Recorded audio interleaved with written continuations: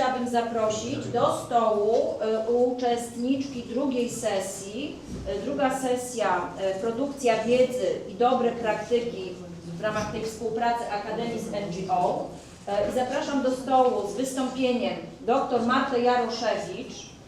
Dr Martę Jaroszewicz, która jest kierownikiem Zespołu Polityki Migracyjnej w naszym Ośrodku Badań nad Migracjami, a także kierowniczką projektu Horizon Europe Innovate w OBM. A oprócz tego tym razem jako głos NGO nasza koleżanka Monika Miłowska, która jest przewodniczącą sieci Mapuj Pomoc i prezeską Fundacji To Proste. I tu też warto zaznaczyć, że my oczywiście w Bańce Migracyjnej mamy takie, można powiedzieć, organizacje społeczne liderskie, które bardzo dobrze znamy, bardzo są aktywne, szczególnie w tematach migracyjnych i integracyjnych. Natomiast po roku 2022 bardzo mocno w te tematy włączyły się też inne organizacje, które nie tylko zajmowały się czy stricte tematami migracyjnymi i tak na pewno wielu osobom jest znana sieć Mapuj Pomoc, która teraz chociażby jest mocno aktywna w tematach nie tylko właśnie przyjmowania migrantów, pomocy humanitarnej, ale i ochrony ludności. I stąd uznaliśmy, że to jest bardzo dobrze, żeby połączyć siły. I zarówno sieć, jak i Fundacja To Proste są naszymi współorganizatorami tego wydarzenia, za co dziękujemy. Krótko o czym ta sesja jest, jak Akademia i jak NGO mogą skutecznie współprodukować, współtworzyć tą wiedzę w obszarze migracji, integracji, o której już była mowa, ale i szerzej rozumianych studiów humanitarnych. O jakich modelach współpracy możemy mówić z Pań doświadczeń, gdzie mamy jeszcze luki, które warto byłoby nie zaadresować i wynika to czy z badań, czy z takiej praktyki działania on the ground.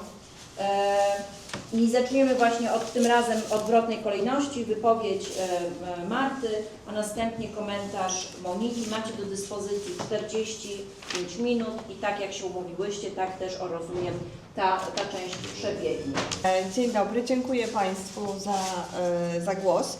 Ponieważ jestem po dosyć silnym przeziębieniu, więc przepraszam, jeśli będę mówiła cicho i tym razem ja akurat dużo nie będę mówić, więc te swoje 3 minuty, które wykorzystałam na tutaj pytanie do Karoliny, oddam pewnie Monice.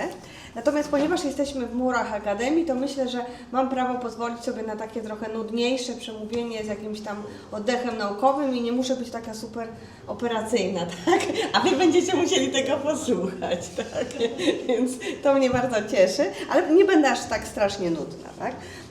Więc jeśli chodzi o Akademię, współpracę, czyli moje wystąpienie będzie takie bardziej strategiczne, generalne, jak to widzę na poziomie strategicznym, generalnym, też globalnym, pokażę przypadki też globalne, a później przejdę do tego, jak trochę jest w Polsce, ale Monika skoncentruje się na tym, jak ona uważa, powinna współpracować Akademia z NGO-sami w Polsce. Czyli ja myślę, że zacznę od takiego ogólnego stwierdzenia, że i to jakby takiego wartościującego, że obydwie strony powinny właśnie znać, jakby nawzajem się szanować, tak? I znać swoje plusy i minusy, tak? I swoje podejścia i jakby swoje ograniczenia. I jakby uznawać, że możemy na tych wedle tych zasad współpracować. Tak, po pierwsze. I teraz pokażę bardziej, jak Akademia współpracuje, no jakby, żeby NGO-sy też jakby bardziej może zrozumiały, czego my byśmy chcieli w ideale, tak? Bo dotychczas mieliśmy właśnie raczej takie spotkania dotyczące tego, czego NGO-sy oczekują od Akademii, więc ja pokażę, czego Akademia może by oczekiwała w idealnym świecie.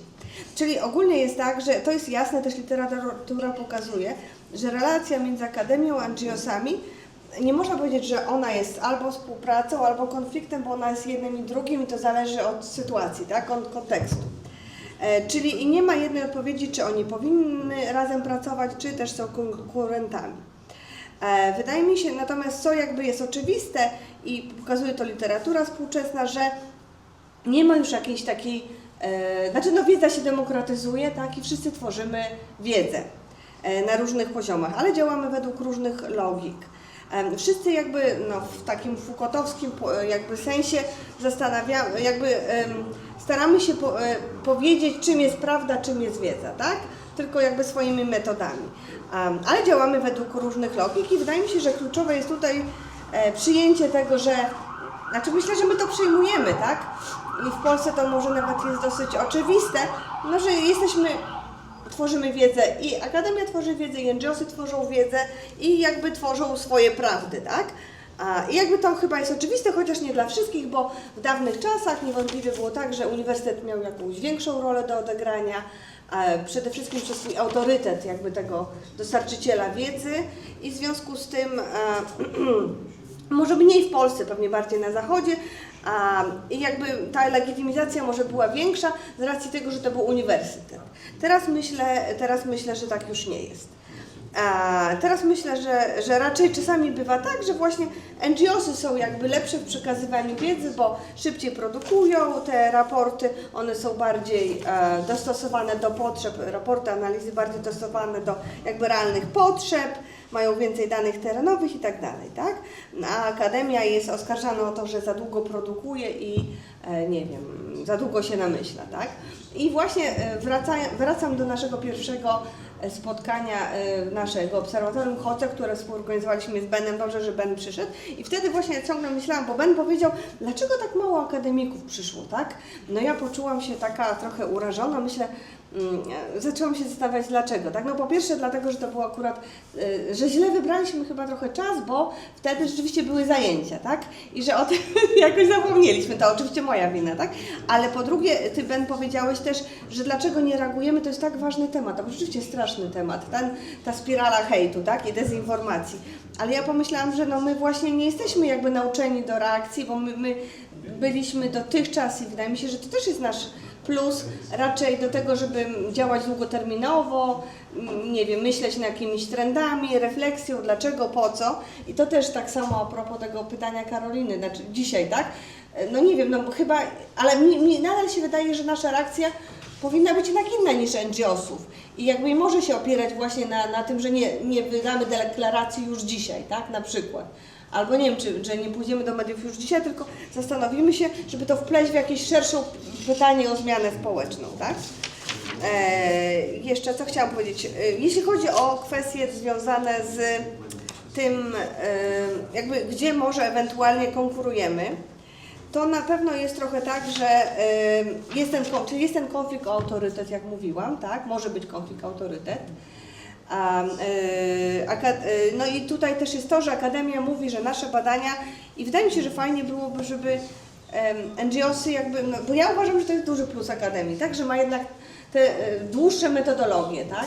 To oczywiście czasami jest tak, że może to nie zawsze jest potrzebne, tak, może wystarczy zrobić kilka wywiadów i mieć jakby fajny tekst, ale wydaje mi się, że szkoda i żałuję, że ogólnie świat współczesny jakby nie docenia tego powolnego procesu metodologii, peer review, tych doskonałości w naukach, o których mówił dyrektor.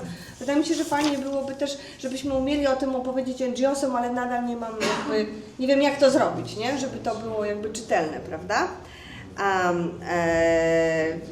Jeśli chodzi o finansowanie, to też trochę jest tak, że teraz coraz bardziej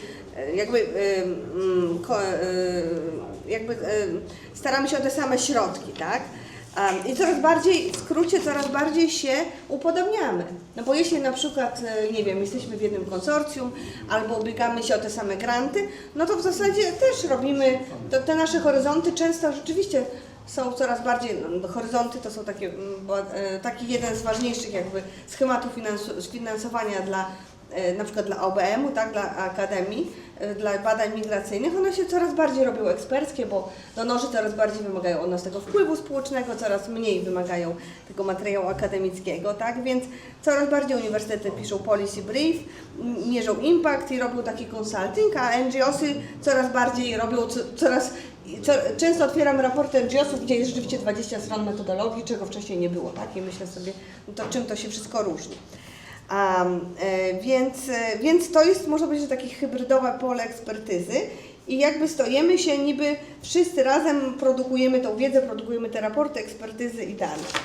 Ale moim zdaniem, no i tracimy ten monopol na ekspertyzę, moim zdaniem właśnie to niekoniecznie jest dobra droga, tak? Bo to jest, cały czas mamy ryzyko instrumentalizacji i bycia dostarczycielami tej wiedzy dla właśnie, no nie wiem, dla tych, którzy mają pieniądze, tak? Natomiast wydaje mi się, że naszym celem, i tutaj możemy wzmocnić i razem działać, jest właśnie tworzenie innej jakby drogi produkcji wiedzy, wynikającej z tego, jak my postrzegamy świat, wynikającej z tego właśnie, że mamy jakąś tam długofalową analizę. Znaczy nie musimy mówić kategoriami polityki, a możemy mówić kategoriami, które my tworzymy, tak? I wydaje mi się, że zwłaszcza w Polsce, gdzie tych środków finansowych jest tak mało, gdzie i akademia jest słaba i znaczy powiedzmy, nie, że słaba, ale że ma problemy finansowe, bo Państwo wiecie, że w poniedziałek był wielki protest akademików, tak, pod Sejmem, gdzie NGO-sy też, możemy porozmawiać o wycofaniu się USAID, ciągle słyszymy o czymś tam, o przekształceniach organizacji, bo to wynika przede wszystkim, jak rozumiem, UNHCR-u i tak dalej, z tych procesów finansowych, więc wydaje mi się, że właśnie gdybyśmy jakby się zjednoczyli właśnie w tej decentralizacji produkcji wiedzy i w tym tworzeniu tej wiedzy zupełnie poza jakby tymi kategoriami, może to jest trochę naiwne, ale chociaż żeby taka próba nastąpiła, tak, żeby tworzyć swoją wiedzę, która jest niezależna od tego kategorii zarządzania migracjami, tak, że nie tworzymy już w ramach zarządzania migracjami, nie wiem, oceny jakichś polityk, narzędzi, bezpieczeństwa granic, integracji czy kontroli przepływu i dlatego mi się bardzo podobało wystąpienie Oksany, no bo to bardzo fajnie pokazywało, że to integracja tutaj jakby niewiele znaczy, tak? Jako framework, tak, jako słowo. No ci ludzie mają jakieś zupełnie inne potrzeby i integracja to nie jest ta ich potrzeba na przykład, tak? Tylko co innego jest ich potrzebą. Na przykład właśnie bezpieczeństwo i tak dalej, tak? Więc co robić jeszcze? Czyli właśnie też wierzę, o czym mówiła Karolina i co robiliśmy razem w Lublinie w ramach tego projektu Innovate i co robimy w HOCE, czyli wierzę też w te badania partycypacyjne, wierzę w lokalne współtworzenie wiedzy, a w naszym wypadku to też jest szczególnie istotne, bo my jesteśmy w Europie Środkowo-Wschodniej, która jest takim jednak miejscem półperyferyjnym w produkcji wiedzy, tak? I jakby o tym też powinniśmy wiedzieć, że tylko zjednoczeni na poziomie globalnym możemy mieć jakieś znaczenie, bo jednak globalna północ, globalne południe mają nieporównywalnie większe jakby możliwości, tak, oddziaływania na politykę globalną, natomiast my o wiele mniejsze, tak? I uznanie doświadczenia migrantów jako formę ekspertyzy, to się zgadzam, tak? Jakby, że nie możemy uznawać tego jako tego materiału, ale to jest jakaś tam ekspertyza. Co jeszcze chciałam powiedzieć? Co jest jakby zagrożeniem pewnym jeszcze dla tego wszystkiego? Wydaje mi się, że w sytuacji bardziej represyjnych polityk migracyjnych jednym z najtrudniejszych wyzwań jest właśnie to, że jasne jest, że NGO-sy muszą poniekąd przychodzić w stronę tych organizacji, od już organizacji usługowych czy integracyjnych, w stronę roli defensywnej, czyli monitorowania praw człowieka, dokumentowania pushbacków i tak dalej, watchlogingu, tak? Ale czy wtedy jakby nadal jesteśmy w stanie, to znaczy nie wchodzimy po prostu w jakąś taką walkę ideologiczną, tak? Jakby, i czy jesteśmy w stanie rzeczywiście zaproponować alternatywną produkcję wiedzy. Więc ja myślę, że ja jestem ogólnie taka ugodowa z natury, więc ja myślę, że drogą trochę się cofnąć i właśnie zrobić to, co zrobiliśmy, Karolino, właśnie w tym Innovate, czyli wykorzystać uniwersytety jako takie miejsca do bezpiecznego dialogu, tak? To było super nasze spotkanie w Lublinie, czyli jednak oczywiście nie możemy jakby rozmawiać z ludźmi, którzy w sposób jawny łamią wszelkie wartości, tak? Ale myślę, że możemy jednak rozmawiać z ludźmi i uniwersytet może to stworzyć, jakby takie miejsce dla NGO-sów, ale właśnie dla rządu, tak? Gdzie możemy jednak porozmawiać. Wydaje mi się, że socjalizacja urzędników ma znaczenie, tak bym powiedziała, tak? I że trzeba ich oswajać, jak mówił Lis do Małego Księcia, tak? Że musimy ich dalej oswajać i właśnie rola uniwersytetów powinna być tworzenie teraz w tej obszarze, w tym czasie właśnie hejtu i dezinformacji, tych kampanii propagandowych, właśnie wrócić, jakby pozwolić ludziom się poczuć znowu bezpiecznie i razem porozmawiać i właśnie stworzyć mechanizmy współprodukcji wiedzy. I jeszcze ostatnia rzecz, którą zrobiliśmy w Lublinie, którą uważam, że jest super cenna, rzeczywiście zaprosiliśmy to społeczeństwo przyjmujące, tak? Bo to, że z migrantami pracujemy już jakiś czas, to jest oczywiste. Natomiast nie pracowaliśmy jeszcze dotychczas, to zrobiliśmy naradę obywatelską, tak? Nie pracowaliśmy ze społeczeństwem przyjmującym i to było dla mnie bardzo ciekawe, tak? Jakby, i znowu to jakby no ludzie, którzy nie są w mediach społecznościowych, tylko z których spotykamy na żywo, no są zupełnie inni, tak? I właśnie taki dialog, wydaje mi się, że też moglibyśmy wspólnie stworzyć takie miejsca razem z HOCE. I to chyba już wszystko, co ja miałam powiedzieć, albo jeszcze ostatnie zdanie. Chwileczkę, bo właśnie, która to moja ostatnia karteczka? Tak. I na przykład ostatnie zdanie. Ostatnio miałam taką fajną rozmowę z koleżanką z Włoch i też opowiadałam jej o sytuacji w Polsce, jak nam jest trudno, że nie wiem, małżeństwa się rozwodzą przez to, że nie są w stanie się dogadać na temat polityki migracyjnej, ale to naprawdę się dzieje, tak? Naprawdę tak jest, bo to jest tak ideologicznie trudne, nie? A ona mówi, że co nam się udało we Włoszech, to jednak zmainstreamowaliśmy te prawice, tak? Ona tak twierdzi, że oni ją zmainstreamowali. U nas raczej mainstream się prawicuje, nie? Tak można powiedzieć, a we Włoszech podobno nastąpiło odwrotne zjawisko. Wydaje mi się, że nad tym moglibyśmy dalej podyskutować i to jest coś, co możemy razem zrobić. Dziękuję bardzo.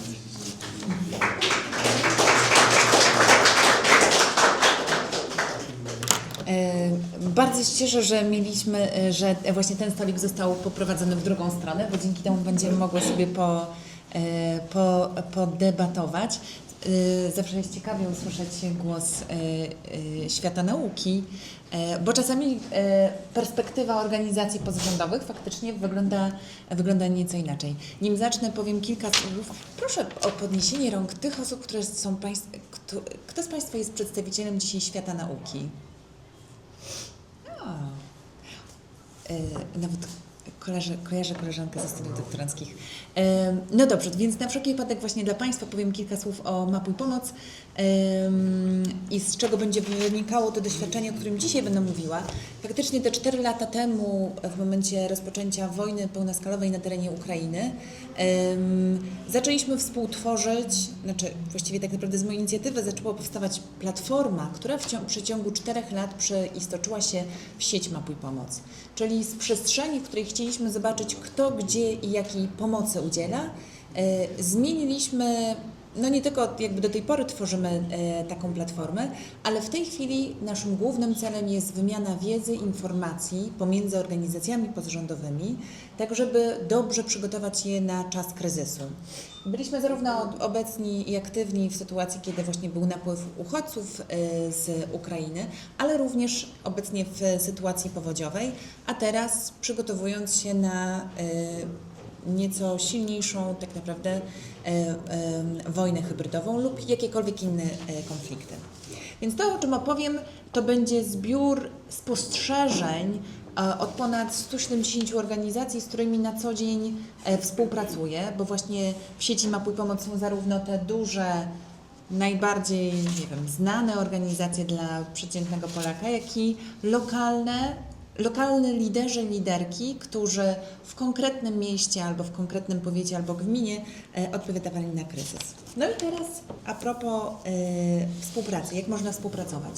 Mówiąc szczerze, z mojej perspektywy, a jestem związana z organizacjami pozarządowymi od 2006 roku, czyli już 20 lat, pracując wcześniej w UNICEF-ie, później w UN Global Compact, w organizacji wspierającej Azję i Wschód, a teraz swojej własnej. Muszę powiedzieć, że chyba taką umiejętność dobrej współpracy i wykorzystania wzajemnego potencjału na terenie Polski mają na ten moment albo międzynarodowe organizacje typu UNHCR, czy też agendy ONZ-owskie, UNHCR, IOM, UNICEF. Razem z nami, nawet na sali, jest kolega, który wspierał powstawanie Multisectoral Needs Assessment, czyli taki raport tworzony przez UNHCR co roku, badający potrzeby Ukraińców. I faktycznie nie zrobiła tego agenda ONZ-owska niezależnie, ale jednak z wykorzystaniem akademików i całej wiedzy takiej merytorycznej, chcąc mieć pewność, że to, co opracują, nie będzie podważane. Ale też jakiś czas temu, to akurat może mniej akademicko, natomiast Deloitte, wiem, że Deloitte sam bezpośrednio współpracuje z akademikami przy tym, analizy wpływów uchodźców z Ukrainy na gospodarkę Polski. Raport cytowany praktycznie w każdym dzienniku i tak naprawdę również wykorzystywany przez większość organizacji pozarządowych w ramach tworzenia dialogu czy też argumentacji, dlaczego i w jaki sposób uchodźcy pozytywnie wpływają na dobrostan Polski.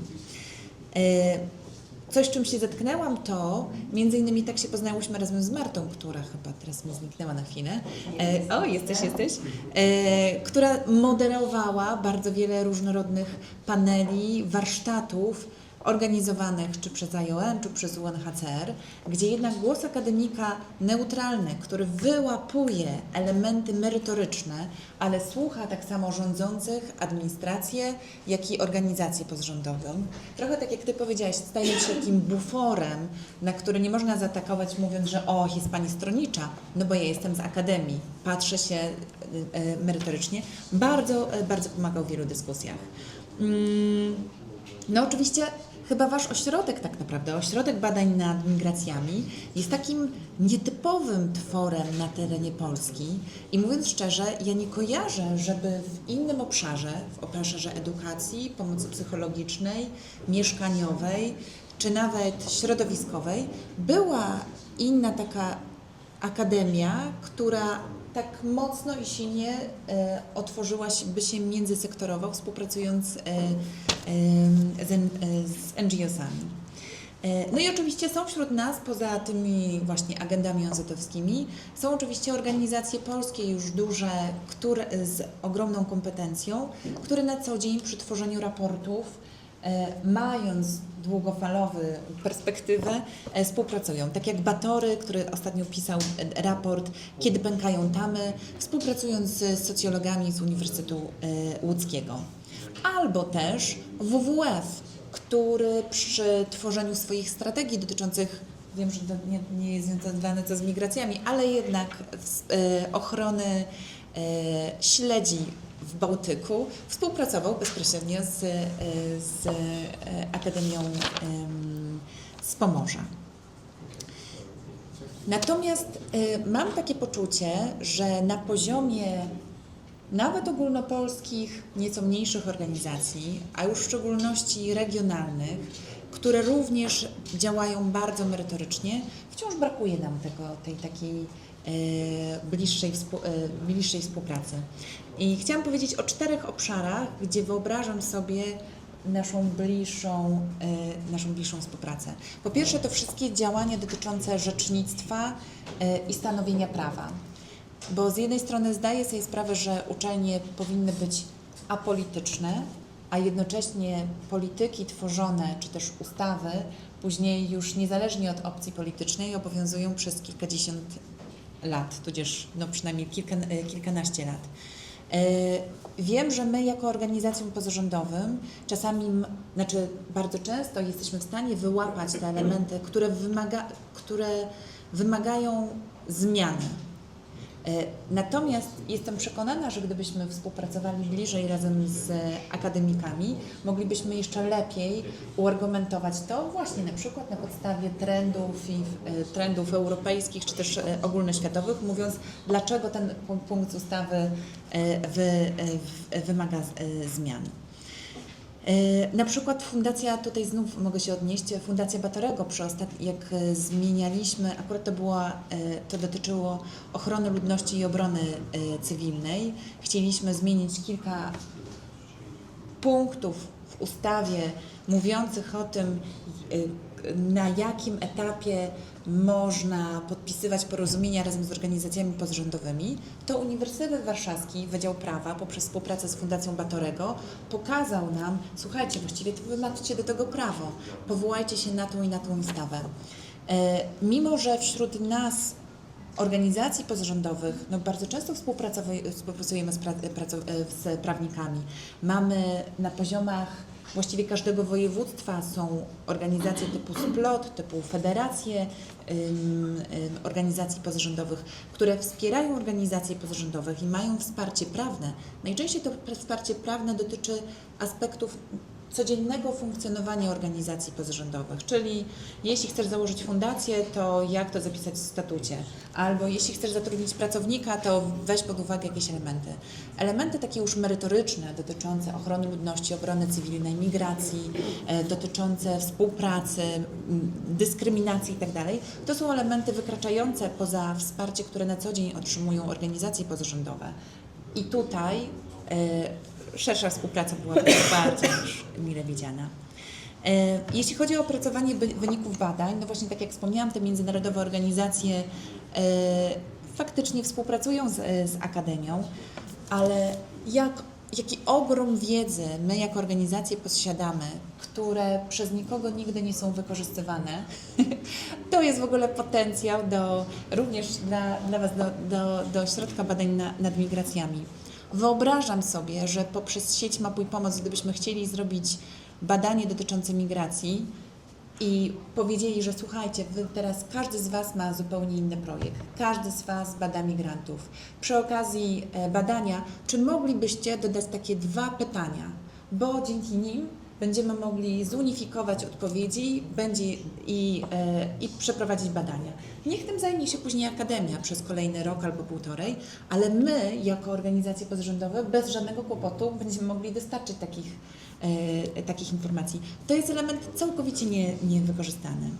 My jako sieć Mapuj Pomoc, to właśnie się uśmiechnęłam, akurat siadłam dzisiaj przy naszej ławce z kolegą, który w IPSE, czy też z IPSE współpracował. I pamiętam, jak się spotkaliśmy jakieś 2 lata temu i powiedziałam o tym, że jejku, my jako sieć Mapuj Pomoc w tej chwili mamy non-stop monitorujemy wsparcie organizacji pozarządowych na rzecz migrantów, jak i w sytuacjach kryzysowych. Mamy 7000 punktów, co miesiąc wydajemy sobie raport mówiący o tym, tutaj zniknęła pomoc psychologiczna, a tutaj się pojawiła pomoc integracyjna. Ale szczerze, nie jesteśmy think tankiem, nie pozyskujemy grantów i wbrew pozorom w ogóle z sobą nie konkurujemy, my w ogóle nawet nie pozyskujemy takich grantów typowo badawczych. Wyobrażam sobie, że znów to jest takie pole do ogromnej współpracy, gdzie po prostu nasza wiedza mogłaby być wykorzystywana i właśnie do tworzenia różnorodnych trendów i zmian. No właśnie, ale dlaczego tak się dzieje? Dlaczego mało wciąż z sobą współpracujemy?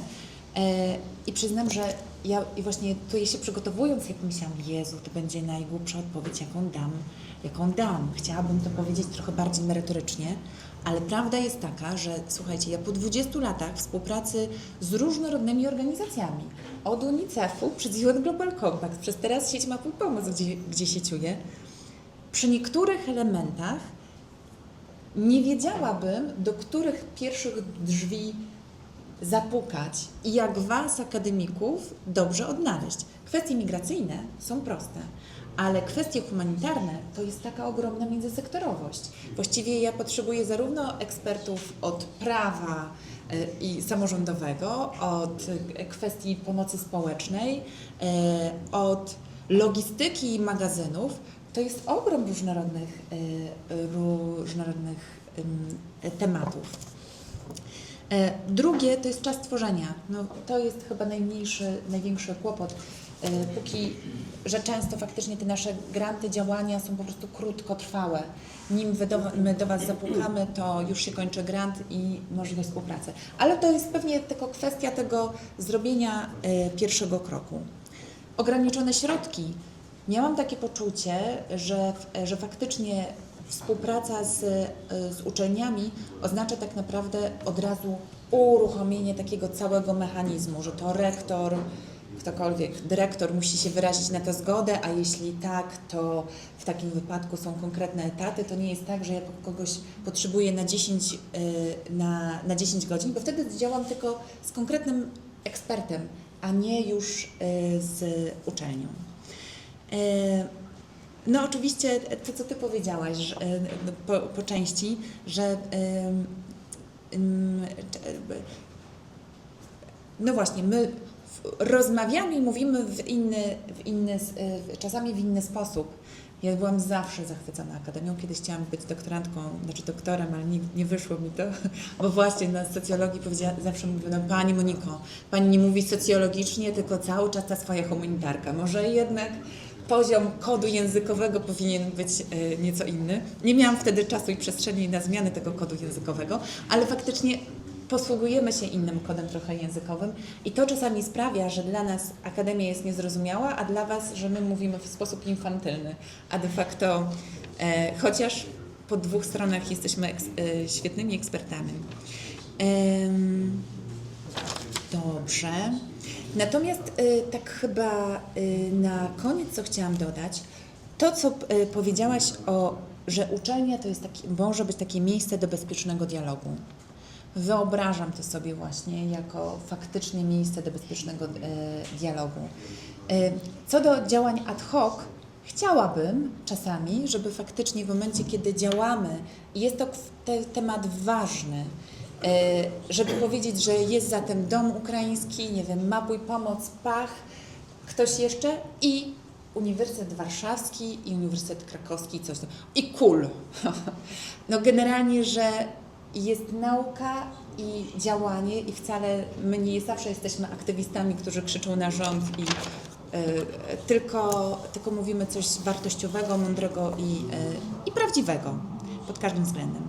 Więc miejsce do bezpiecznego dialogu, gdzie spotyka się rząd razem z aktywistami, działaczami i jesteście takim merytorycznym buforem,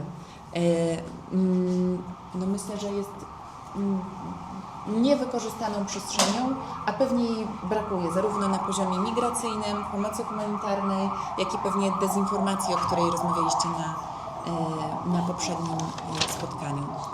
W skrócie, myślę, że chyba mogę powiedzieć to za wszystkie NGO-sy, jesteśmy bardzo otwarci, ogromnie doceniamy, wiemy jak dużym wkładem Wasza jak bardzo podwyższa to merytorykę i nawet odbiór nas samych w momencie, kiedy za tym dodatkowo stoi Akademia, a jednocześnie, jeśli Akademia poza informowaniem i wiedzą również będzie mogła dawać ten element wpływu społecznego tu i teraz, no to łączmy siły. Dziękuję.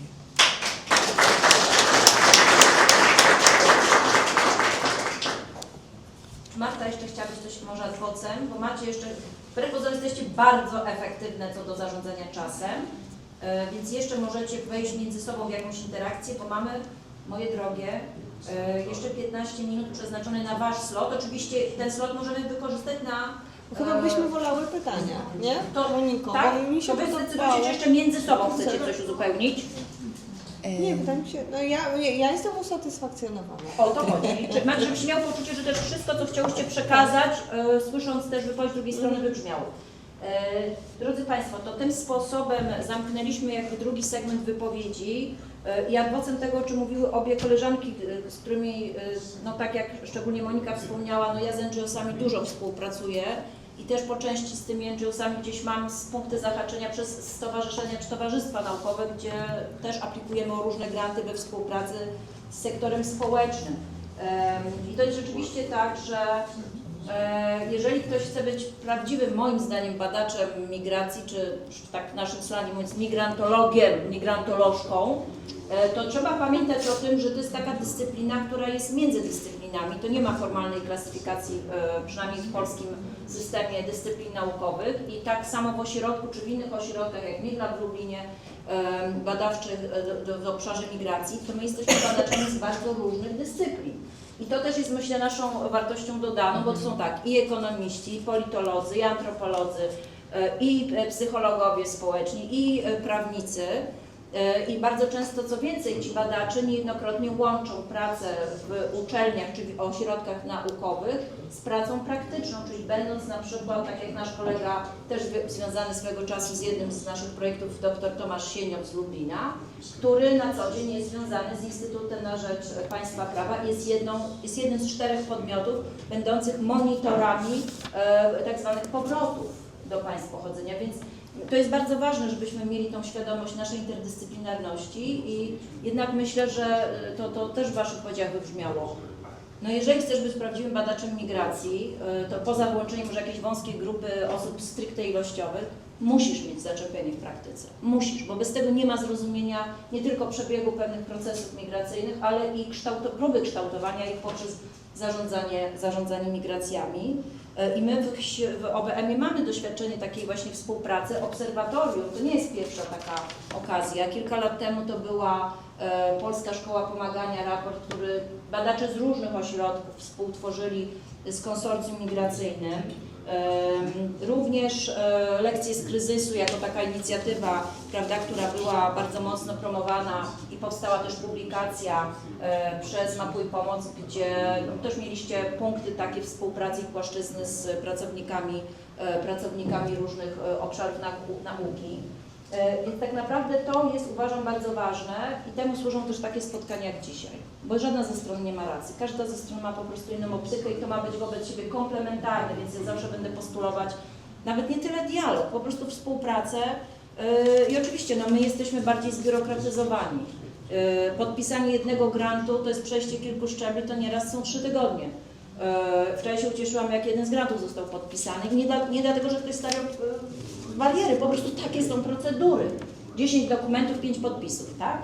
W organizacjach społecznych ta elastyczność jest większa, ale też na przykład NGO będą mieć trudniej z pozyskiwaniem środków finansowych, bo podmioty publiczne jak szkolnictwo wyższe będą bardziej wiarygodne na wejściu i te kryteria eligibility będą inaczej oceniane, na przykład przy grantach unijnych. Ja bym powiedziała, że zmiana władzy w 2015 roku tak naprawdę w bańce migracyjnej zainicjowała coś, co ja bym nazwała takim cichym sojuszem nauk, akademii czy też nauki i jednak środowisk organizacji społecznych. To się zaczęło wtedy, a teraz się tylko wzmacnia i myślę, że w tą stronę będziemy dalej szli. No i oczywiście NGO-sy to są też bardzo ważne organizacje gatekeeperskie. Bardzo często bez tego meso-level, tego średniego szczebla interesariuszy zarządzania migracjami, my jako badacze nie będziemy mieć dostępu do odpowiedniej grupy na przykład uczestników naszych badań na poziomie mikro. I też to testowaliśmy, więc to szczególnie dotyczy tego komponentu już jakościowego. Więc bardzo się cieszę. Ja się zastanawiam, czy chcecie Państwo, czy potrzebujecie Państwo 5 minut przerwy, czy od razu lecimy z dyskusją? Lecimy. Jesteśmy dzielni, dobrze. Co do wypowiedzi pani Moniki Miłowskiej, to uważam, że w sedno trafiła pani, komentując łatwość współpracy NGO i akademii, jakie to jest proste zawrzeć te 2 pytania w formularzu rejestracyjnym dodatkowe. Nam się udało to zrobić, co prawda zawarliśmy ich 15 i teraz ta procedura rejestracji trwa 5 minut dłużej, ale żeby dostać dostęp do darmowych usług, no to migranci się nie buntują, tylko odpowiadają na te pytania i to pozwala zbadać ich percepcję, ich postrzeganie efektywności instytucji publicznych w naszym mieście. To jest jedna kwestia, więc Łódzkie Centrum Integracji Cudzoziemców bardzo otwarte na współpracę z Akademią, w bazie ponad 600 w tej chwili migrantów i migrantek to się udaje robić i to jest proste, to nie zajmuje wiele czasu. Druga kwestia to te procedury administracyjne w organizacji pozarządowej. Uważam, że wcale nie są one mniej skomplikowane niż w Akademii. Nasza organizacja z tym ma ogromny problem. Mamy środki z SMF Plus i rozliczanie tego projektu to jest koszmar. To znaczy my przez pół roku byliśmy bez finansowania, gdzie nasz projekt to 50 000 to jest niecały miesiąc funkcjonowania. Tak? I przez pół roku byliśmy pozbawieni środków, bo wysłaliśmy na czas wszystkie sprawozdania, ale do nich były uwagi i komentarze. To trzeba było poprawić i odesłać do Urzędu Pracy, który jest naszym tym superwajzorem. I skończyło się to tak, że przez 6 miesięcy nie mieliśmy środków na funkcjonowanie. My sobie z tym jakoś poradziliśmy właśnie ze względu na tę elastyczność, ale obsługa administracyjna to są u nas 3 etaty. Więc wydaje mi się, że to jest główny problem NGO-sów. Właśnie skomplikowanie procedur administracyjnych, biurokracja, dokumenty. O te procedury administracyjne chciałem spytać, to znaczy jak to wygląda tutaj w przypadku Domu Ukraińskiego, w przypadku organizacji Mapuj Pomóc, jak można sobie radzić z tymi zawiłościami, jakie projekty ewentualnie są, jakie fundusze są łatwe do rozliczania i do radzenia sobie z. Dziękuję. Dzień dobry Państwu. Marta Szczepanik z UNHCR. Ja mam 3 kwestie, postaram się krótko. Bardzo dziękuję też za wszystkie wypowiedzi, niezwykle ciekawa dyskusja. Chciałam zapytać Karolina o sytuację w Lublinie pod kątem reagowania służb na różne incydenty związane z mową nienawiści, czy też z przestępstwami z nienawiści i też przekazać informację, że jako UNHCR wspieramy kilka organizacji w Polsce, które świadczą pomoc prawną uchodźcom i kwestie właśnie związane z takimi atakami na tle nienawiści również są tutaj, jakby są w gestii, w spektrum tych spraw, które zajmują się prawnicy. Jest to m.in. właśnie Fundacja Instytutu Państwa Prawa w Lublinie, ale też Helsińska Fundacja Praw Człowieka, Stowarzyszenie Interwencji Prawnej, Centrum Pomocy Prawnej imienia Haliny Niedź, więc też można do tych organizacji odsyłać właśnie, jeżeli ktoś potrzebuje indywidualnej pomocy prawnej właśnie w takich sytuacjach. W odniesieniu do tej dyskusji, która była w pierwszym panelu na temat kryzysu, tranzycji, wychodzenia z ochrony czasowej, zgadzam się z tym, że nie możemy powiedzieć, że kryzys się kończy, bo też sposób, w jaki zmieniały się te uwarunkowania prawne pobytu ponad 1 miliona uchodźców ukraińskich w Polsce i te zmiany, które przychodziły nagle, często nie były poddawane konsultacjom, też powodowały duży niepokój i zaskoczenie. No teraz mamy sytuację taką po tak zwanej ustawie wygaszającej, że też to obserwujemy bardzo i bardzo duży też ten wpływ na grupy wrażliwe. Tylko chciałam zasygnalizować Państwu, że UNHCR przeprowadził w ostatnich 2 tygodniach taki Rapid Impact Assessment dotyczący skutków ustawy wygaszającej w kilku obszarach, właśnie obszarze statusu prawnego dokumentów, zdrowia i dostępu do pomocy społecznej i też w najbliższym czasie w czerwcu mam nadzieję, że będziemy mogli się tym podzielić na takiej próbie 900-osobowej, więc jest to takie dosyć solidne badanie. Też chcemy pokazać na danych zebranych od uchodźców, jakie grupy i jakie problemy są faktycznie najczęściej zgłaszane. I już zupełnie ostatnia rzecz, krótko, jako UNHCR tak globalnie mamy też takie podejście do kwestii danych i informacji, które są podstawą również dla działań humanitarnych, dla naszych działań, że chcemy pracować w partnerstwie z instytucjami takimi jak Krajowe Instytucje Statystyczne, czy kluczowe, najważniejsze ośrodki badawcze, żeby też współpracować przy już istniejących, regularnie prowadzonych działaniach, w których zbierane są dane, żeby dokładać się też z naszymi pytaniami, czy sugerować dodanie pewnych kwestii, żeby nie budować nowych infrastruktur badawczych, ale właśnie dodawać dodatkowe pytania w ramach już prowadzonych procesów, żeby uwzględnić też tą grupę uchodźczą właśnie w już prowadzonych procesach i też dzięki temu pogłębić nasze rozumienie w ogóle społeczeństwa właśnie z uwzględnieniem tej szczególnej grupy. No i troszkę się rozgadałam, przepraszam. I very much appreciated the comments about the tensions between NGOs and academics. I am one of those. I have a 20-year career in academia, and I'm now a doctoral student at IFISPAN. And I wanted to comment on Pani Oksana's comments. You made an interesting remark about how the institutionalization of the crisis is here. The crisis has been, from an institutional perspective, the crisis is over. From an individual perspective, it's still ongoing. And my research focuses on how organizations, Polish organizations, have scaled up and have scaled back, expanded and contracted their services, and how organizations have somehow institutionalized this crisis. And so I'm wondering if you can comment on how you see the situation, especially as we look to March 2027. Are organizations more prepared? How are we using the lessons for resilience in the future? Thank you. Ja od ponad 25 lat badam i współpracuję ze społeczeństwem obywatelskim. Mogłabym się odnieść dosyć szczegółowo do niektórych obserwacji tutaj poczyniono, ale oszczędzę Wam temu. Raczej chciałam myśleć sobie, dobrze, tutaj dosyć dobre takie mapowanie mieliśmy dzięki Wami i co z tego wynika, co możemy z tym zrobić. I tak sobie pomyślałam, że takie rozwiązanie, w którym miałam przyjemność uczestniczyć, bardzo dobrze działa I właściwie ten projekt, w ramach którego jest organizowane to spotkanie, jest taką myślą. W Irlandii działa Development Studies Association Ireland, który skupia sektor pozarządowy oraz sektor naukowy, osoby, które zajmują się właśnie pomocą rozwojową. I jest to stowarzyszenie, które jest finansowane przez Irish Aid, czyli w Polsce byłoby to przez NIF, powiedzmy sobie. Oni płacą pół etatu dla osoby, które zajmują się administracją, jakiś tam kawałek etatu dla osoby, które zajmują się stroną internetową. Wszystko inne jest przez wolontariuszy realizowane. Raz do roku mają konferencję, którą się spotykają właśnie sektor naukowy i sektor organizacji pozarządowych, które zajmują się właśnie współpracą rozwojową i to działa świetnie.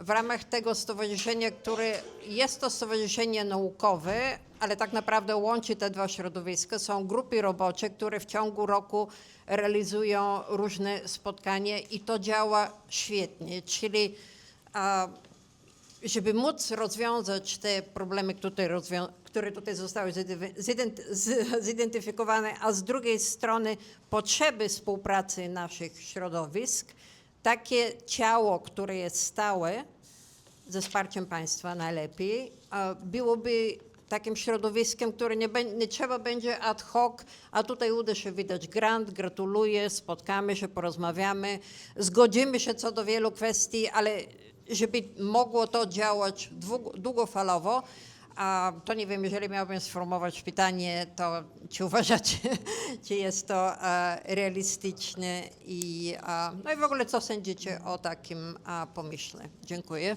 Dziękuję. To ja chyba zacznę od tego pytania, które dotyczy tych biurokratycznych procedur w fundacji.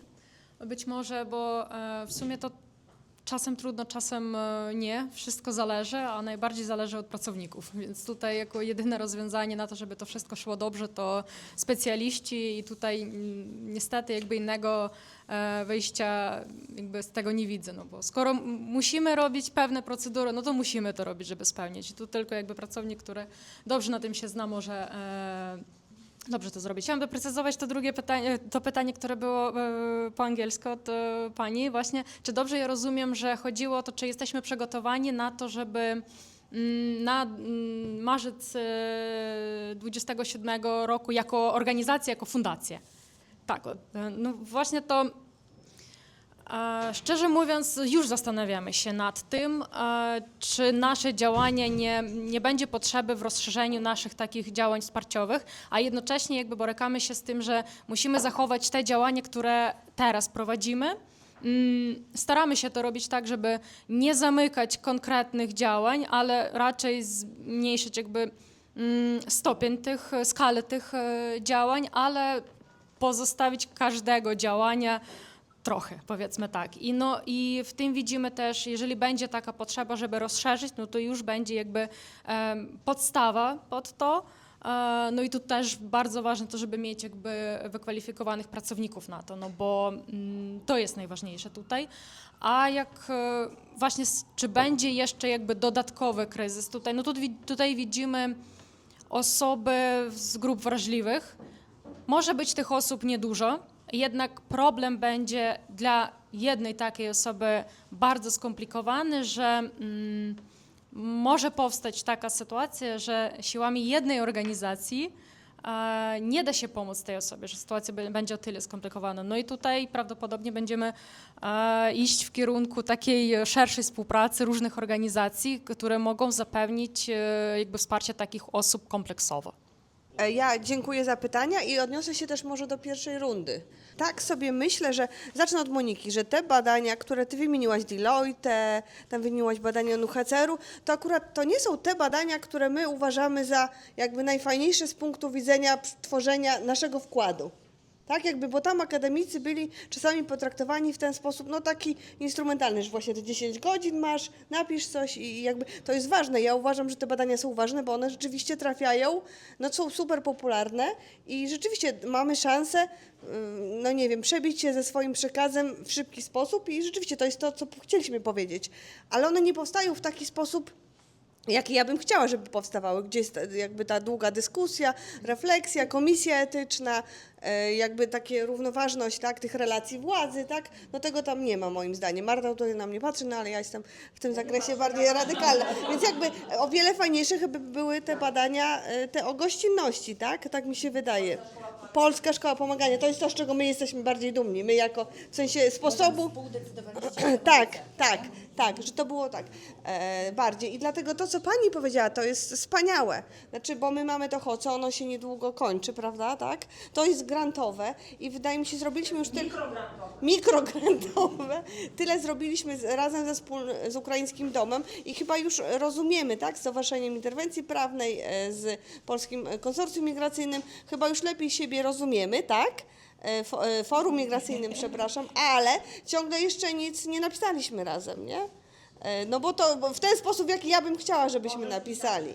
W ten sposób, jaki ja bym chciała, żebyśmy napisali. Więc Rosiu, liczę na to, że może przemyślcie, może stworzymy, i właśnie Moniko, takie stowarzyszenie, żebyśmy mogli rzeczywiście w dłuższym okresie coś zacząć produkować, coś, co jakby i my się z tym czujemy komfortowo i wy się czujecie z tym komfortowo, tak? No bo pan powiedział dodanie 2 pytań, ale to nie jest takie proste. To chodzi o to, my mamy komisję etyczną na przykład, my musimy pomyśleć nad tymi pytaniami. To nie jest tak, że my tak w ciągu pół godziny mamy dodać pytania, tak? Znaczy, możemy to zrobić, jeśli to jest nadzwyczajna potrzeba. Jasne, że możemy pomóc ludziom, ale ja bym wolała nie być jakby stawiana w takiej sytuacji, że ja muszę szybko dodać 2 pytania, tak?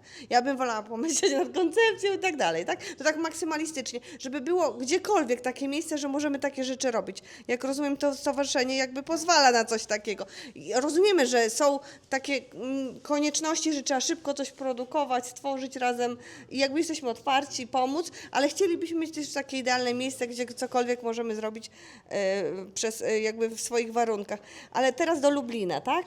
Jeśli można, no bo myśmy też mieli duży projekt, więc ja dobrze poznałam jakby ratusz, poznałam Mikla, poznałam właśnie społeczeństwo lubelskie. I tak, no też jestem jakby zszokowana, tak, tym bardziej, że to było wyciągnięte, to pani Wiktoria to powiedziała w styczniu, tak, a to było wyciągnięte teraz. Zastanawiam się dlaczego, po co, no ale ja myślę, że tutaj, no to przede wszystkim odpór temu powinien i chyba w tą stronę powinniśmy, to już takie nienaukowe, tak, takie bardziej z wpływu społecznego, rząd centralny. Tak sobie myślę, że tam powinniśmy uderzyć. Tak, do premiera. I z nim zdjęcie zrobić, tak? I będzie dobrze. Nie, no bo nie powinno być, nie mogą być władze publiczne w ten sposób atakowane, urzędniczki w ten sposób atakowane. Nikt nie będzie chciał być urzędnikiem teraz zajmującym się migracjami, tak? No tak nie powinno być. Co dopiero ze strategią integracji. To ja również najpierw odniosę się do pytania twojego dotyczącego tego, czy przypadkiem NGO-sy nie mają jeszcze trudniejszej kwestii administracyjnej. To domyślam się, że mamy bardzo podobnie. Już nie będę mówiła anegdot o tym, jak po stworzeniu raportu na sam koniec okazało się, że informacja o grantodawcy ma być nie z tyłu faktury, tylko z przodu i z podpisem 3 członków zarządu, więc musieliśmy przez dobę tworzyć jakieś rzeczy, więc tak to się zdarza, ale decyzyjność wydaje mi się, że jest dużo szybsza w NGO-sach. Jak ja albo Mirosława podejmiemy decyzję, że to robimy, to właściwie tego samego dnia pewnie jesteśmy w stanie zacząć proces. A jednak na uczelni ta decyzyjność... Jest hierarchia działania.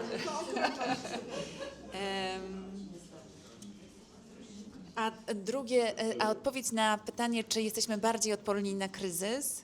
W ogóle cieszę się, że się widzimy. My się z koleżanką, która zadaje to pytanie, widziałyśmy się raz online'owo, z jakieś pół roku temu. No i właśnie, tu jest wyzwanie. Z jednej strony my w zeszłym roku jako sieć Mapa i Pomoc współtworzyliśmy razem z ponad 80 organizacjami dokument pod tytułem Lekcje z kryzysu, o którym wspominała Marta. Spisaliśmy wszystkie wyzwania oraz rekomendacje, co należałoby zrobić, żeby być lepiej przygotowanym na kryzys. Jeśli chodzi o naszą samoświadomość, jestem przekonana, że ona jest na dużo wyższym poziomie.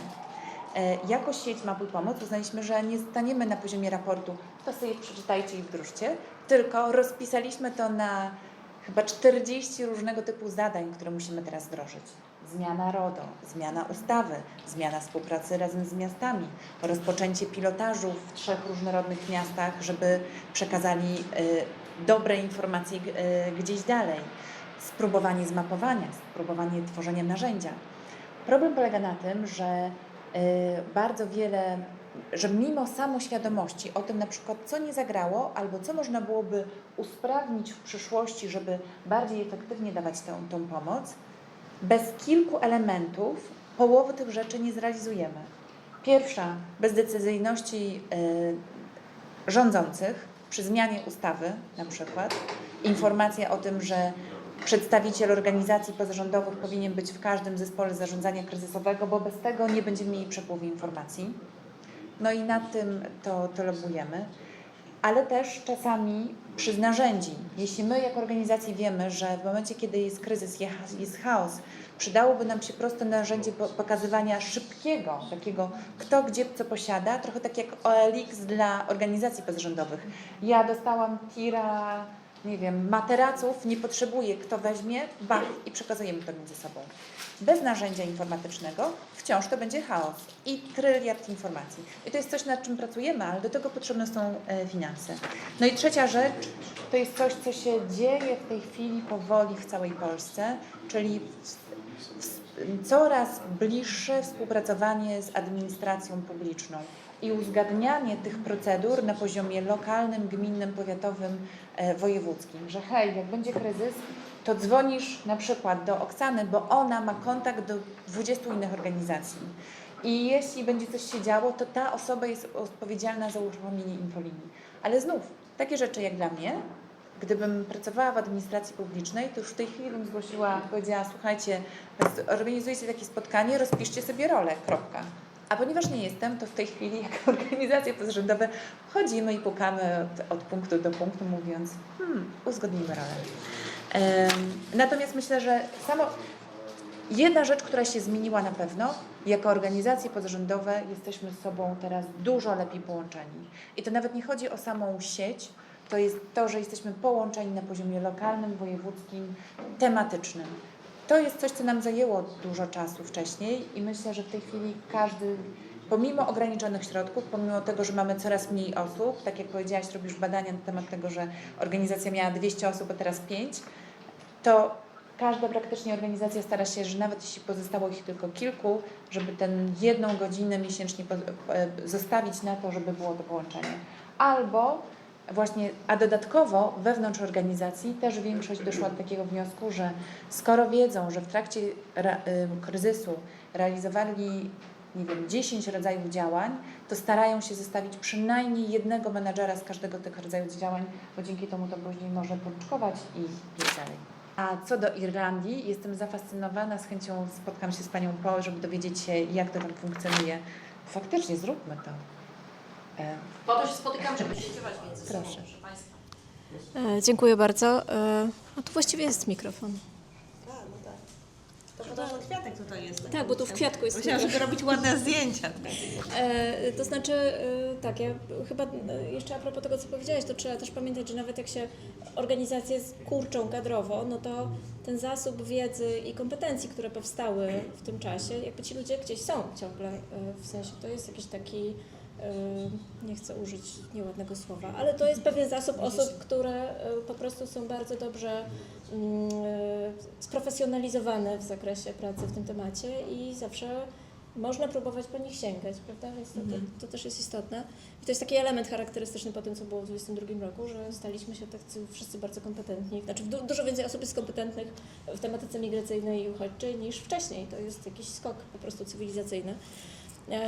Jeśli chodzi o to pytanie, co Ty tutaj, Marto, przed chwilą jeszcze rzuciłaś wątek strategii integracyjnej. Ja tylko tak. Tak, ale ja sobie myślę, bo to mi się łączy z tym, co z kolei Ty, Marto, powiedziałaś na końcu swojego wystąpienia, jak zmainstreamować prawicę.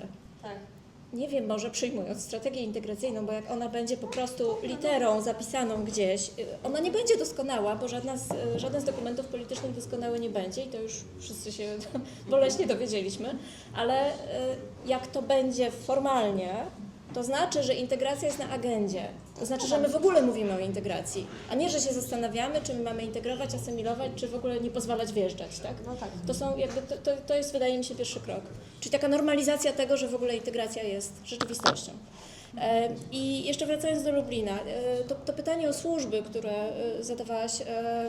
W Lublinie jest dość dobra współpraca ze Strażą Miejską, jeśli o to chodzi, magistratu, i Straż Miejska się szkoli, właśnie organizacje pozarządowe szkolą Straż Miejską z tego, jak pracować w zakresie dyskryminacji, mowy nienawiści itd. Takie szkolenia były robione, były też takie szkolenia robione, ale nie chcę, dobrze, nie będę mówić, bo nie jestem na 100% pewna, jeszcze dla innych służb, natomiast no właśnie nie jestem pewna, czy dla policji coś było. To trzeba by sprawdzić. Wydaje mi się, że tak, no ale to jest jakby pod innym dowództwem, tak? Więc na pewno miasto w zakresie tego, co może robić samo w swoich instytucjach, tych, które są w tym systemie jakby miejskim, to rzeczywiście działa. Ja statystyk nie znam. Przyznam, że byłam bliska w tym tygodniu, żeby wziąć parę screenów, które zrobiłam i pójść na policję, ale nie zdążyłam, więc może jeszcze się tam wybiorę i po prostu zapytam, ile na przykład mają zgłoszeń z tego incydentu, tak? I jak to po prostu wygląda, no bo jak rozumiem, to gdzieś wszystko musi być. Ale pamiętaj, że właśnie tak jak było na pierwszym seminarium, przepraszam, że przerywam, nie robimy print screenów, bo one znikają. Nie możesz robić print screenu. Nie byłam na pierwszym warsztacie, a co robimy? Co robimy, Ben? Możemy zrobić szkolenie, Aleksandra. Bo print screen znika, wiesz? Nie, no просто print również możemy robić, ale po prostu to musi być zrobione w sposób taki, żeby było widać URL, czyli z jakiej strony, wszystko musi być. To jest i na screenie, na rzucie ekranem musi być widoczny URL. Jeżeli są jakieś możliwości na przykład zrobić time machine, żeby tam na przykład było istnieje strony, które archiwizują internet, czyli on znika, ale jeżeli na przykład wrzucić to do tej web machine archiw, to on tam zostanie, tak? Czyli istnieje dość dużo różnych sposobów. No i myślę, że to na trochę dłuższą rozmowę niż teraz na odpowiedź. Ale to właśnie udostępnimy nagranie, tak? Czy udostępniliśmy już? Z pierwszego spotkania tak. No to możecie sobie obejrzeć i tam wszystko mówimy.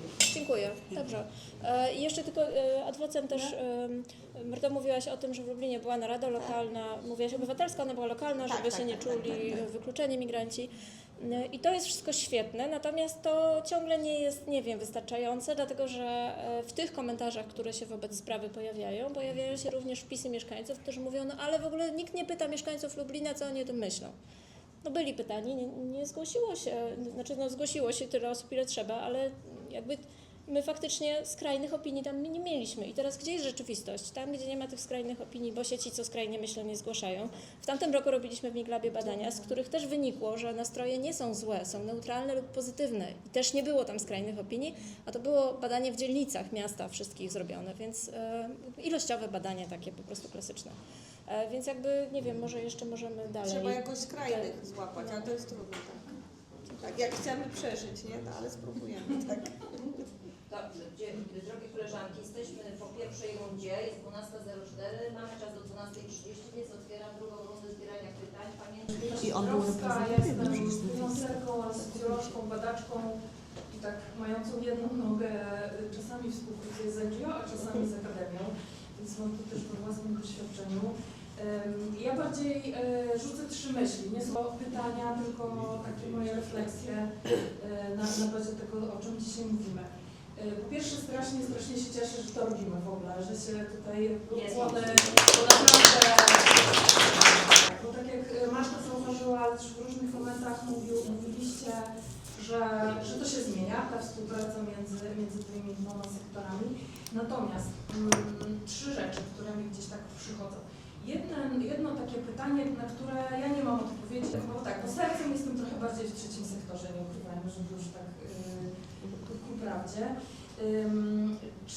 Na ile wiedza i generowanie tej wiedzy, jej celem jest zmienianie świata? Przepraszam, że powiem tak z wysokiego C, ale do czego dążę? Do tworzenia zmiany systemowej, tworzenia wspólnych rekomendacji i myślenia wspólnego, korzystania właśnie z doświadczenia praktyków i akademików do tego, żeby mimo wszystko krok po kroku prowadzić do zmiany społecznej. I jak powiemy zmiana społeczna, no to wydaje nam się dużą sprawą, ale już to, o czym już wspomnieliście, małe kroki rekomendacyjne, ale wspólne, które właśnie gdzieś z poziomu akademii są jednak wsparciem też dla NGO-sów, wybijaniem, już tak mówię, rozwiązań z różnymi ministerstwami w różnych obszarach związanych z migracjami, wydaje mi się to kluczowe. No i to jest też to do premiera, co powiedziałaś, tak? Znaczy, no okej, tylko bądźmy w tym razem, tak? Znaczy i to wydaje mi się czasami trudne, bo słyszę też takie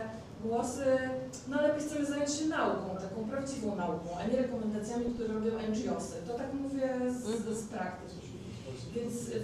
Więc to jest jedno, bo to, co dla mnie, moim zdaniem jest bardzo ważne, to że Akademia ochładza nasze emocje, mówię nasze trzeciosektorowe, tak? I to jest ogromny zasób, z którego warto korzystać, bo my gdzieś tam na fali mówimy, bo ja tak samo badaczką jestem, ale mimo wszystko też na tej fali badawczej potrafię być jak każdy mocno zbulwersowana. Druga rzecz, która też wybrzmiała, ale chciałabym to jakoś tak podkreślić, że wydaje mi się, że cały czas trochę brakuje nam takiego doceniania własnego dorobku wzajemnego. I to jest tak, że tak jak mówię, ja jestem gdzieś od właśnie 20 lat, przyskakuję z nogi na nogę, badawczo-aktywistycznej, z ukraińskim dyplomem, tutaj silną reprezentacją byłam związana na początku w 2022 roku 2 lata. I wydaje mi się, że cały czas jest trochę traktowanie badaczy NGO-sowych jako takich jednak trochę jednak w jakiejś klasyfikacji kategorii. No. Trochę jednak te badania są zawsze. I ja się zgodzę, że duże części... No to róbcie dobre badania, Tak, będzie tak, dobrze. oczywiście, ale właśnie to jest super pytanie, żeby tę metodologię dopracowywać, tak? I to jest pełna zgoda, nie? Natomiast jeszcze trzecia rzecz, to, z czym moim zdaniem NGOsy się mierzą i to jest bardzo duże wyzwanie, żeby były zasileniem też badań, żeby ta współpraca była bardziej efektywna, to w ogóle radzenie sobie z analizą danych, które generują. Ja gdzieś wchodziłam w takie role, wyróżniłam takie jako osoba zewnętrzna, ale też w Ukraińskim Domu, żeśmy stawiali ten proces jakby i mówię o danych i liczbowych, i jakościowych, to znaczy i tu widzę ogromny przestrzeń do takiej codziennej trochę współpracy, właśnie żeby nauczyć NGOsy w jaki sposób tą wiedzę grassrootową wyciągać z pewnego poziomu analitycznego i żeby były zasobem też dla Akademii i żeby Akademia nie miała wtedy wątpliwości, że może z tego skorzystać i że to jest profesjonalne.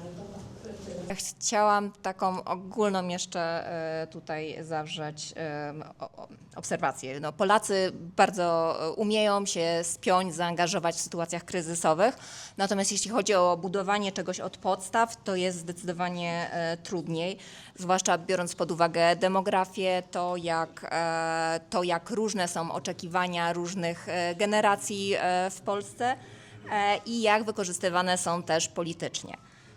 Także w tym momencie, gdy Polska nabiera coraz większego jednak znaczenia międzynarodowego i ten głos i widzialność są coraz większe, to należy też myśleć o tym, jak budowana jest ta narracja o Polsce i to, kto ją buduje i czy to jest tylko centralne budowanie takiej narracji, czy jednak dużą rolę mogą mieć tutaj trzeci sektor i akademia. Tak, żeby ich głos był również słyszalny. No i tak, wszyscy tu jesteśmy w tej bańce i teraz najważniejsze pytanie, jak to zrobić, żeby coś takiego osiągnąć. Temat jest dla mnie niezwykle ważny, więc mam za duże półmyśli, ale próbuję abstrahować parę. Mówiliśmy parę razy o raport, co UNHCR robił razem z Deloitte o sytuacji ukraińskich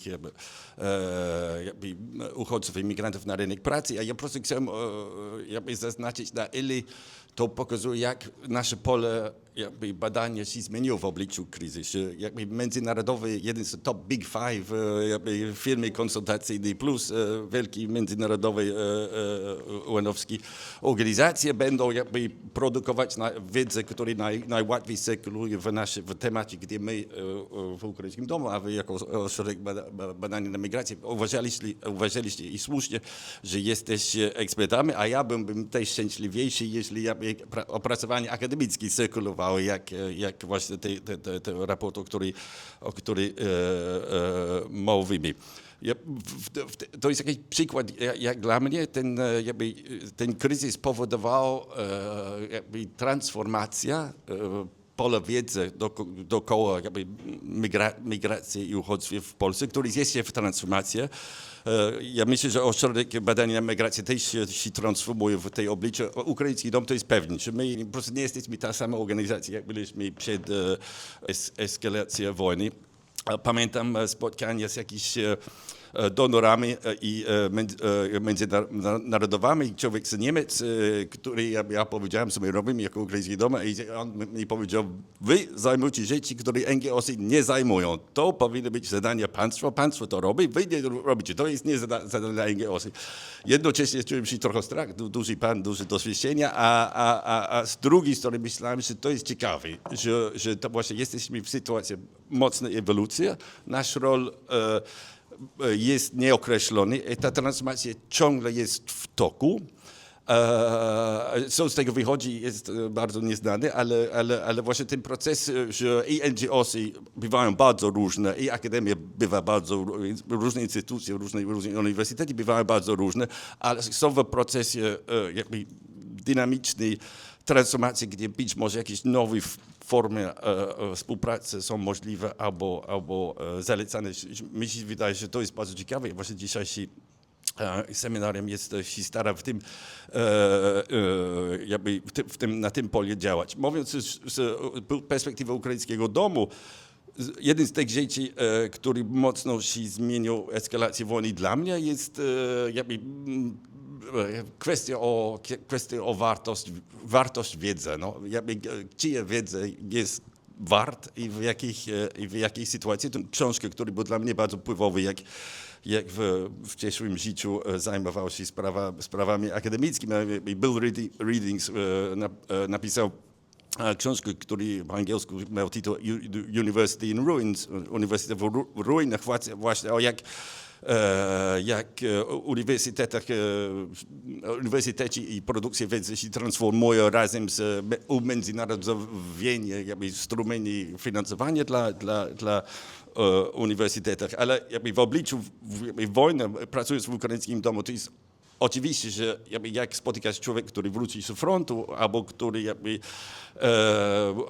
podejmuje różne działania w różnych miejscach w Ukrainie, masz taki, że ta wiedza jest to, co jest najważniejsze w tym momencie, w tym kontekście społecznym. A również myśląc o naszej Ukraińskiego Domu, jeden z problemów jest, że ten wzrost, który my poznali, my doświadczyliśmy w ostatnie 4 lata, o których właśnie Ela mówił, był właśnie w obsługiwaniu uchodźców, więc mamy ludzi, którzy mają codziennie doświadczenie, spotkanie z wszystkimi problemami, które mają uchodźcy, którzy są właśnie naszymi konsultantami, ale nie ma ramki, aby pozwolić ich też mieć przestrzeń, aby reflektować o tej wiedzy i korzystać też z wiedzy akademicznej.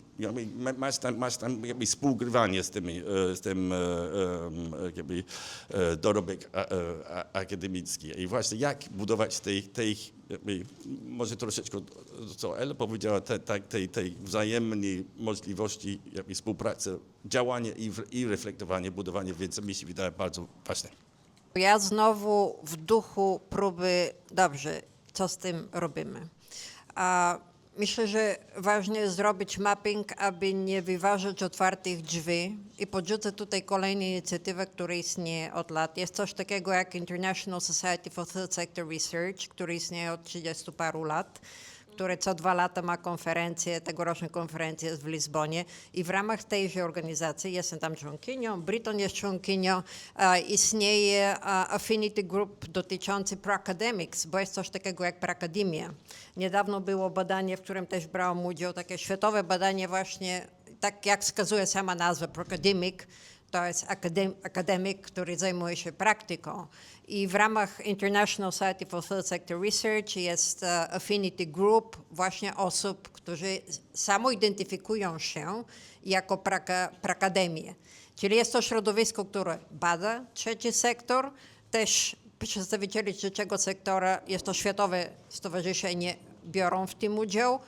Jest taki affinity group, są tacy naukowcy i to jest już coś, co istnieje na świecie i funkcjonuje. Można z tego wykorzystywać dobre praktyki, jak tutaj w Polsce lokalnie tą współpracę między sektora pozarządowego a naukowego facilitować. Ja się tylko jeszcze odniosę do jednej z rzeczy, o której mówiłaś w kontekście tego języka, o którym inaczej mówi akademia, a inaczej mówią NGOsy i to jest bardzo widoczne, szczególnie na przykład w internecie, jak są jakieś posty przez kogoś zamieszczone i potem się zaczynają komentarze i to bardzo widoczne jest, jak w sposób zaangażowany i emocjonalny komentują najczęściej organizacje, a później się pojawiają te posty z danymi, z odwołaniami, tak, do raportów itd., itd.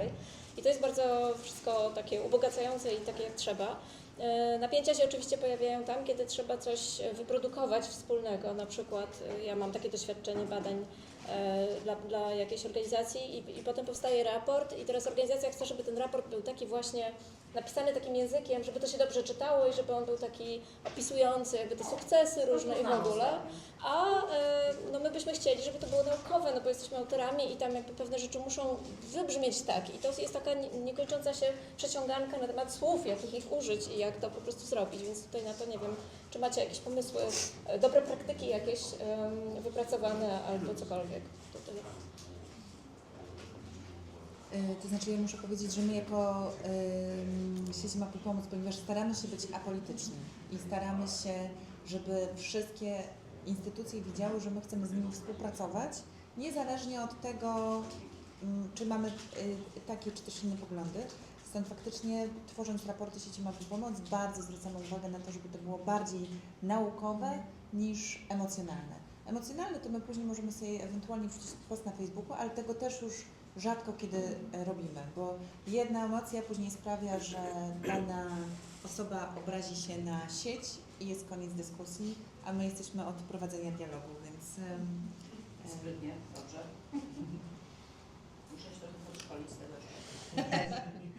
Jak krótko, bardzo ciekawe wypowiedzi, ale my to wszystko nagrywamy, tak? Będziemy mieli notatkę. Bo to, co Ela powiedziała, co Ben, co pani, no to jest dla mnie, co Marika, no... Pozdrawiamy rektora. Nie. O losach nagrań. No to jest, znaczy no dalej musimy kontynuować dyskusję, bo na koniec padają takie rzeczy, na które trzeba odpowiadać pół godziny, ale w skrócie, znaczy jedna rzecz, chyba do Eli tego komentarza. Czy wszyscy akademicy chcą zmieniać świat? Nie, no jasne, że nie. Znaczy są tacy, którzy uważają, że ich celem jest obserwacja i opis, tak, czy tam analiza. Ale to jest nadal okej. Znaczy, ale znajdziesz też pełno takich, którzy chcą. Ale moim zdaniem powinnaś też pracować z takimi, którzy nie chcą, bo oni mają bardziej krytyczne i to oni bardziej to ochładzają, tak jak mówiłaś, tak? Ale wydaje mi się, że no chyba wiesz dobrze, że albo nie wszyscy, nie wiem, czy wszyscy wiedzą, że w akademii każdy jakby ma swoją, jakby, znaczy jest duża wolność akademicka, to jest cenne. To znaczy my osobiście możemy zająć jakieś stanowisko ontologiczne, epistemologiczne i się go trzymać, tak? Więc wydaje mi się, że to, co pani powiedziała pro academics, no nie wiem, czy akurat... nie znam, bo ja jestem bardziej teoretyczką z kolei, tak? Więc jakby nie wiem, czy ja tego chcę, ale ciekawe, tak? Natomiast może tylko do tej peryferyjności wrócę. No na przykład my mamy tę organizację EMISCO, to jest takie ogólnoświatowe Stowarzyszenie Badaczy Migracji, tak? I tam dosyć intensywnie działamy. Tam jesteśmy bardzo aktywni. Ja się staram jak mogę na przykład właśnie promować badania o Ukrainie, tak? I na czym polega problem? Problem polega na tym, że właśnie jakby nie ma, znaczy po pierwsze, że jest duża konkurencja, że innymi tematami, że wszyscy się zajmują różnymi tematami, Ukrainy jest tam niedużo, ja też na przykład zajmuję się Białorusią, to na przykład pamiętam, że często jest tak, że jest jeden referat o Białorusi na całym EMISCO, a bywa tak, że nie ma żadnego. Ale chodzi o to, że ci ludzie są zupełnie nieprzygotowani później komentować na przykład moje referaty, tak, bo nie mają języka, nie mają wiedzy, oni nie mogą się do tego odnieść. I jakby zbudowanie, wydaje mi się, że to powinna być też nasza rola na poziomie globalnym, może przez to wspólne jakby działanie, no bo jeśli nie wiesz, no jeśli nic nie wiesz, tak, o Ukrainie, no to jak możesz się nią zajmować, nie?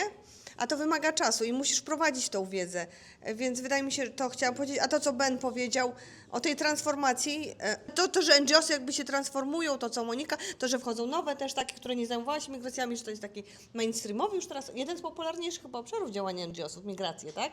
A przed 2022 to tylko te migracyjne jakby NGOsy się tym zajmowały. To jest zupełnie fascynujące, tak? Teraz każdy się zajmuje, nie każdy, ale dużo NGOsów zajmuje. Tak, tego nie było i to jest jakby ciekawe. ciekawe. No i u nas jest to samo, tak? I też nie wiem jak z tym, czy to dobrze, czy źle, no bo z jednej strony cieszę się, że wszyscy się zajmują migracjami, a z drugiej jakby strony, gdzie jest, czy dają nam miejsce na te nasze detale, tak? No nie dają już. Na tą naszą dłuższą historię, to, że my się zajmujemy 20 lat migracjami, czy to ma jakieś znaczenie. Są akademicy, którzy zajęli się w 2022 i jakby musimy z nimi też być w dialogu, a to jest trudne, prawda? Bo nam się wydaje, że jednak oni nas powinni słuchać, a wcale nas nie słuchają, nie? No, ale może nie powinni, nie? Więc wiesz.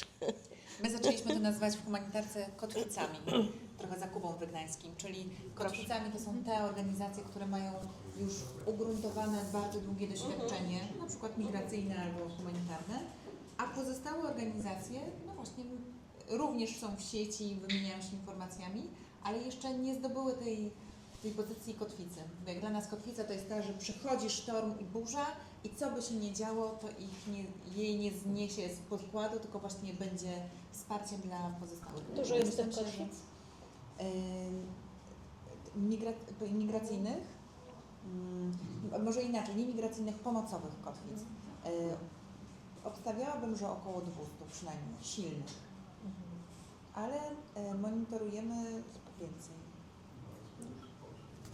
Dobrze, to też krótko odniosę się do tego, co Elia akurat powiedziała o tych danych, które są zbierane w fundacji. Właśnie z Elią tak tworzyliśmy to, w jaki sposób teraz zbieramy te nasze dane i jest tego naprawdę bardzo dużo, tylko no, mimo tego, że posiadamy te dane, nie pracujemy z nimi i tutaj współpraca jakby ze światem nauki, z akademią, no to właśnie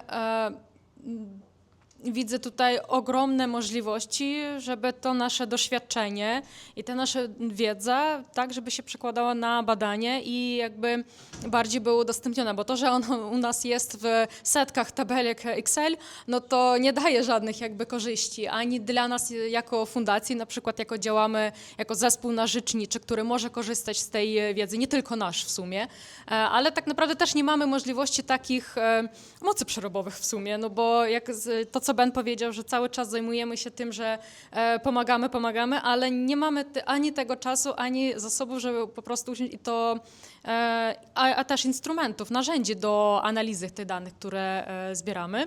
Więc tu myślę, że byłoby i dla nas, i dla Akademii byłoby bardzo dobre pole do współpracy, tylko tu od razu wchodzą mi te kwestie takie bardzo praktyczne z mojej pracy, żeby to kwestia RODO nie była, żeby było z tym w porządku, bo zawsze mamy tak, że jak nawet chcemy udostępnić jakieś dane, nie możemy tego zrobić, no bo RODO nam to nie pozwala. Szanowni Państwo, drogie koleżanki, jesteśmy prawie w ramach naszego slotu czasowego, więc 4 minuty na podsumowanie. Ja myślę, że wielkich podsumowań nie będzie, bo wszystko, co dzisiaj wybrzmiało w sesjach, w dyskusji, w Państwa komentarzach i pytaniach jest istotne. Lekcje wyniesione z ostatnich lat. Żyjemy w stanie w zasadzie permanentnego stanu kryzysowego, albo jak to ładnie też w nauce mówimy, Marta lubi konceptualizować, takie chain of emergencies, czyli tak naprawdę łańcuch stanów nadzwyczajnych. Ja unikam określeń kryzys, bo to jest ciągle jakiś stan nadzwyczajny, tylko on się może odnosić do naszych spraw migracyjnych, ale on się nawet może odnosić do zdrowia publicznego, tak jak COVID-19, czy może się odnosić do kwestii ochrony ludności, prawda? Po drugie, to jest kwestia platform, tworzenie się różnych platform i łączenie sił w ramach sektorów, jak robiły to organizacje pozarządowe. Takim pre-2022 przykładem jest konsorcjum migracyjne, które teraz się wzmacnia i dołączają nowe organizacje do tych, które były korem, ale post-2022 dużo właśnie nowych platform NGO-sowych powstało.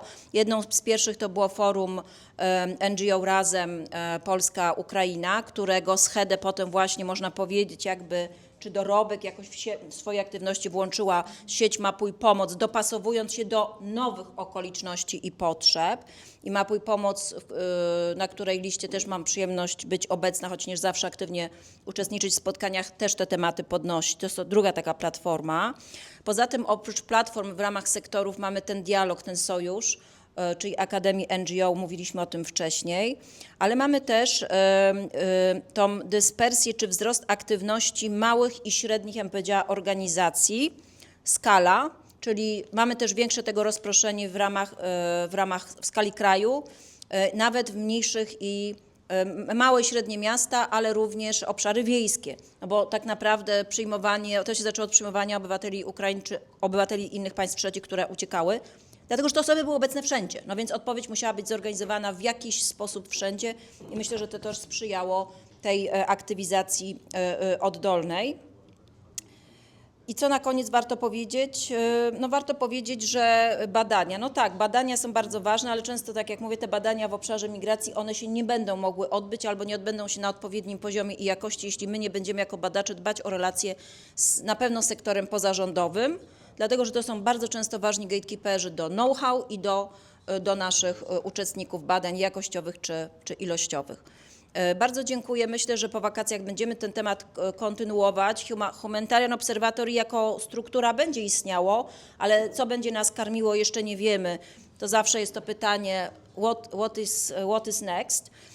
Ale zapraszamy Państwa do śledzenia aktywności i naszych instytucji i organizacji dzisiaj obecnych, ale i oczywiście samego Obserwatorium Humanitarnego. Bardzo dziękuję.